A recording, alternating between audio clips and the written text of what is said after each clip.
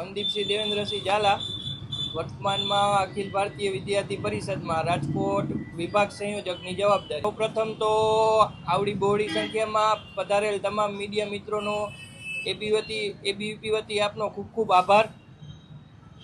9 જુલાઈ 1949થી વિદ્યાર્થી જગતમાં વિદ્યાર્થીઓ માટે કંઈ ને કંઈ કાર્યક્રમ લાવતું એવું સંગઠન કે વિદ્યાર્થીઓની જેની અંદર હિત હોય, રાષ્ટ્રનું હિત હોય અને વિદ્યાર્થીઓમાં એક રાષ્ટ્રભક્તિનો એક જુસ્સો એમના બનો રહે અને રાષ્ટ્રના પુનઃનિર્માણના ઉદ્દેશ સાથે વિદ્યાર્થી પરિષદ કામ કરે છે।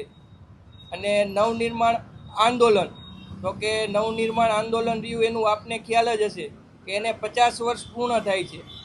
એટલે 50 વર્ષ પૂર્ણ થતાં વિદ્યાર્થી પરિષદમાં ગુજરાત પ્રદેશ દ્વારા 3 રથ કાઢવામાં આવશે, જે અલગ અલગ કેમ્પસમાં જશે।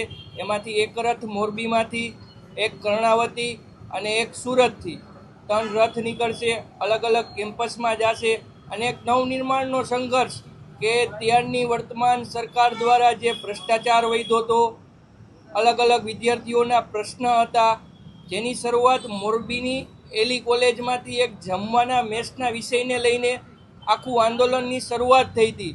અને જે યુવાઓ દ્વારા શરૂઆત થતાં એક મુખ્યમંત્રી ચીમનભાઈ પટેલને પણ રાજીનામું આપવું પડ્યું। એક એવડું મોટું આંદોલન કે ભૂતકાળમાં લગભગ એના જેવું એક પણ આંદોલન થયું નથી।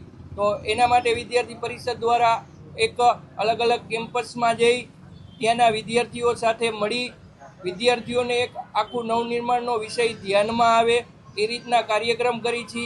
20 તારીખથી વિદ્યાર્થી પરિષદના મોરબી નગર દ્વારા 1000થી વધારે વિદ્યાર્થીઓને ભેગા કરી જાહેર સભા રાખી અને એલી કોલેજમાંથી લીલી ઝંડી આપી નવનિર્માણના રથનું અમે આગળ હલાવશું।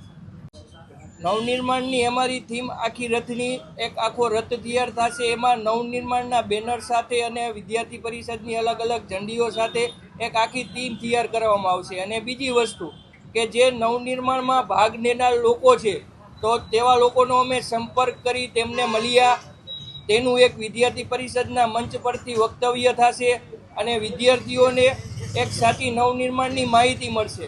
કારણ કે તત્કાલની સરકારે તમામ નવનિર્માણના ડોક્યુમેન્ટો 1973થી નવનિર્માણ ચાલુ થયું હતું, તેના તમામ ડોક્યુમેન્ટો રહેવા દીધા નથી। એટલે અત્યારના યુવાનોને એક વિષય ધ્યાનમાં આવે કે યુવા દ્વારા જે કંઈ ભ્રષ્ટાચાર થતો હોય કે કોઈ પણ વિષય થતો હોય તેના માટે કામ કરવાની એક ઉત્તમ તક હોય છે અને તે કરી શકે છે। એ વિષયને લઈને જ અમે ગ્રાઉન્ડ ઉપર જાશું।